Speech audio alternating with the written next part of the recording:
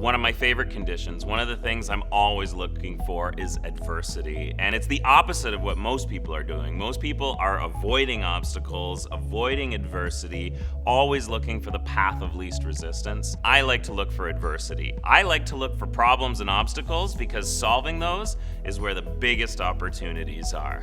So next time that you are challenged, you have to change the way you think. Number one, remove all of your excuses. You're not too old, you're not too young, you're not too inexperienced. You have the time, you have the energy, and instead of making these things all roadblocks, think of them as hurdles. So embrace adversity. Be realistic about how challenging it's going to be, because sometimes it's going to take a little longer, it's going to take a little more energy, but be excited and optimistic about how much opportunity there's going to be once you get past some of those obstacles, because when things are tough, a lot of people give up. And if you don't give up, you're going to be the one with the prize.